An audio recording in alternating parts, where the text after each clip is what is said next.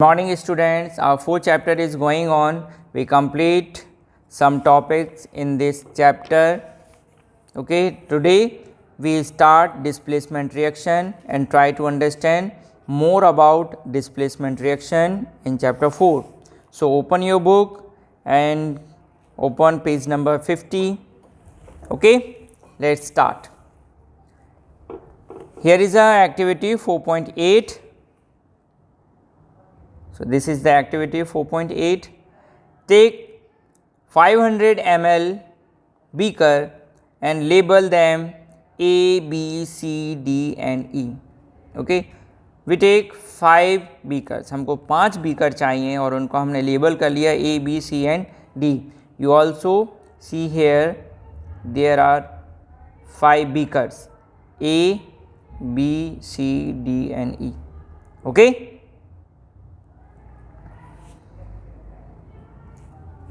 Take about 50 ml of water in each beaker. Her beaker में क्या लेना है हमको 50 ml of water. Dissolve in each beaker as a teaspoonful of each substances as indicate in figure 4.6a. ठीक है, 4.6a में कुछ solution हमको ऐड करने हैं, कुछ मटेरियल्स हमको ऐड करने हैं. Keep the beaker undisturbed for some time. Okay, उनको डिस्टर्ब नहीं करना है, ऐसे ही छोड़ देना है. Record your observation in your notebook. और अपनी नोटबुक में उस ऑब्जर्वेशन को नोट करना है. ठीक है, अब देखिए क्या क्या ऐड करना है हमको. इट इज़ लिस्टेड हेयर, यहाँ लिखा हुआ है. बीकर ए, बीकर ए में क्या ऐड करना है, copper sulphate. Beaker B copper sulphate, beaker C zinc sulphate, beaker D iron sulphate and beaker E zinc sulphate. Here is 5 different materials. Okay, and add in 5 different labeled beakers. Okay, here is copper sulfate and here is also copper sulfate, here is zinc sulfate, here is iron sulfate and here is zinc sulfate. Okay, in 2 different cases 2 materials is are common. A and B copper sulfate is common and D and E zinc sulfate is common. Okay, A और B में copper sulphate है और D और E में zinc sulphate है, remember.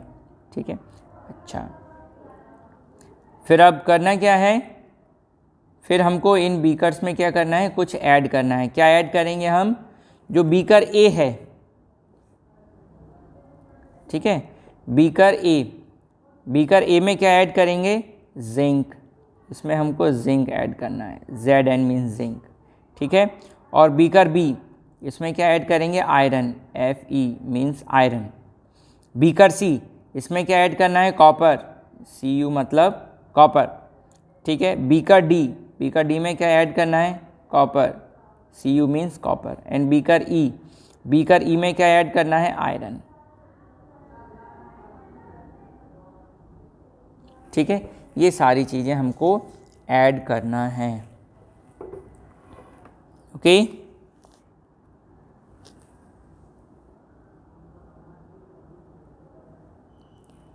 Then चलिए देखते हैं देन क्या होगा.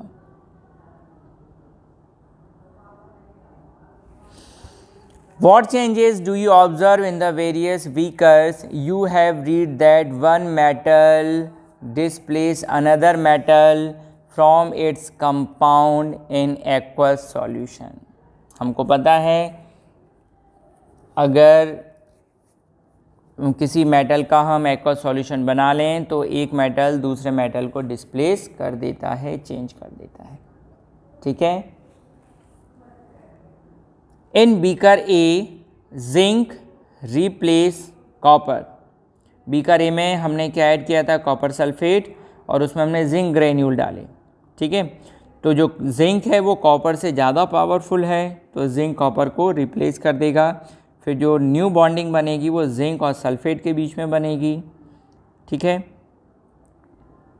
from copper sulfate. That is why the blue color of copper sulfate disappear and a powdery red mass of copper is deposited at the bottom of the beaker. The reaction can be represented as follow. इस पूरी reaction को हम ऐसे समझ सकते हैं, ये लिखा हुआ है कॉपर सल्फेट एंड जिंक, ठीक है। तो क्या बना है, गिव्स एराइज, ये जो एरो होता है ना, इस एरो को एरो नहीं पढ़ते, इसको क्या पढ़ते हैं हम, गिव्स एराइज, ठीक है। क्या बन रहा है, zinc sulphate and copper. Zinc sulphate colourless होता है, कॉपर रेड होता है, और ये जो रेड कॉपर होता है ये कहाँ मिलेगा हमको, टेस्ट बीकर के बॉटम में, यहाँ इस जगह मिलेगा, ठीक है। आप बुक में देख सकते हैं फिगर एक्टिविटी 4.8, ठीक है। बी में देखिएगा, ए में तो सॉल्यूशंस हैं और बी में हमने उसमें डिप किए थे डिफरेंट मटेरियल्स, ठीक है, आप उसमें देख सकते हैं। You can write down the reaction taking place in beaker B in a similar manner. अब आपको क्या करना है, बी, सी, डी और ई में जो मटेरियल्स हैं, जो मेटल्स हैं, वो पहले से जो मेटल्स हैं उनको रिप्लेस कर देंगे, ठीक है। बीकर बी में जो कॉपर सल्फेट है उसको आयरन रिप्लेस कर देगा, बीकर सी में जिंक सल्फेट है, ठीक है, उसमें कॉपर है, कोई रिएक्शन नहीं होगी, देखिए सेम कलर मिलेगा आपको। बीकर डी में भी कोई रिएक्शन नहीं हो रही, सेम कलर है, ठीक है, और बीकर ई में भी कोई रिएक्शन नहीं हो रही है, सेम कलर है, ठीक है, नो कलर चेंज। फिर हियर इज अ पहेली, हियर इज पहेली, नो अ पहेली, हियर इज द पहेली। I have understood the reaction taking place in beaker A and B, but I am still confused by there is no changes in beaker C, D and E. ठीक है, एक चीज़ याद रखिए बच्चों, जो stronger होता है वो हमेशा वीकर को रिप्लेस कर देता है, लेकिन weaker can not be replace stronger, ठीक है। जो कमज़ोर होता है वो हटा दिया जाता है और स्ट्रॉन्गर उस कमज़ोर की जगह ले लेता है, ठीक है। चलिए, तो जब हम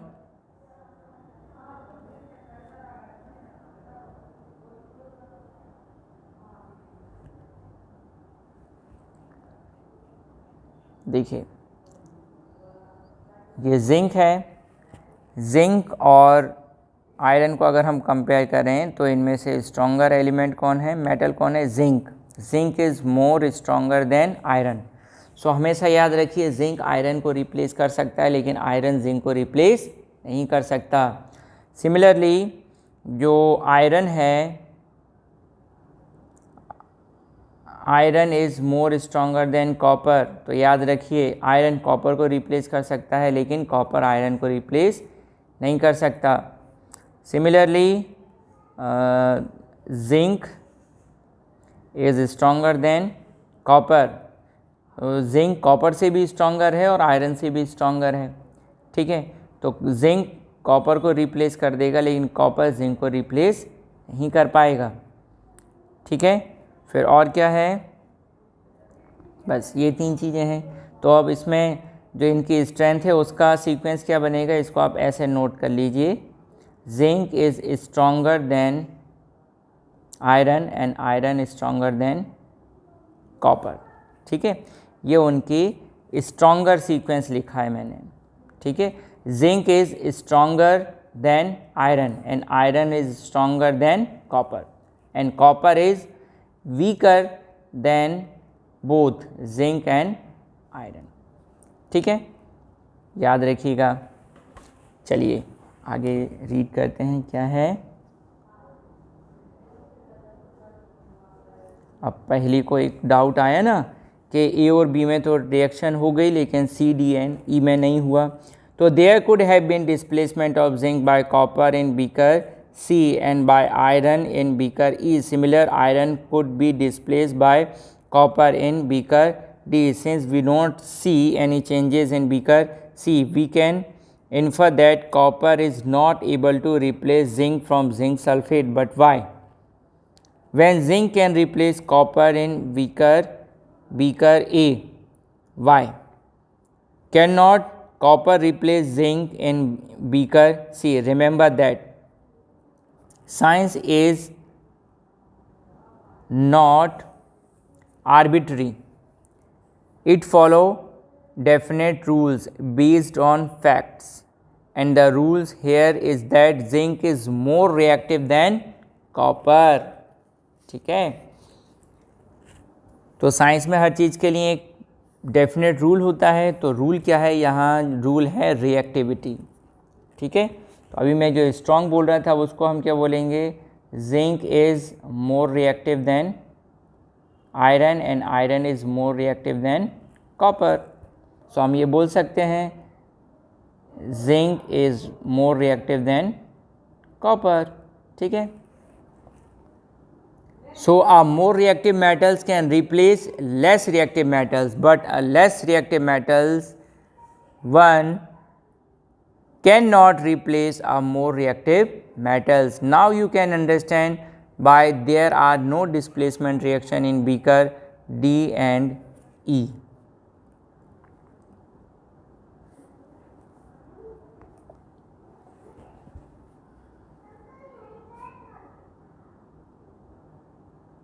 Can you guess the sequences of metals from more reactive to less reactive among zinc, iron and copper? तो मैंने आपको लिख के दिखा दिया बेटा, है ना. चलिए,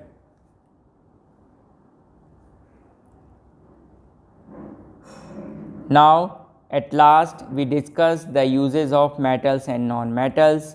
चलिए, ये चीज़ हम नेक्स्ट वीडियो लेक्चर में समझेंगे, इनके यूजेस. आज बस इतना ही रखते हैं. ठीक है, आप वीडियो को बार बार देखिए ताकि आपको ज़्यादा से ज़्यादा समझ में आए. ठीक है, आप जितना वीडियो बार बार देखेंगे उतना ज़्यादा समझ में आएगा, ज़्यादा अच्छा समझ में आएगा. ठीक है, और जो भी आपके डाउट बनते हैं आप उस डाउट को पूछने के लिए स्कूल आ सकते हैं, लेकिन अपने पेरेंट्स की परमिशन लेकर और प्रिंसिपल मैम से पूछकर. ठीक है, चलिए, तब तक के लिए अपने घर पे रहिए. Stay home, stay safe. Good bye.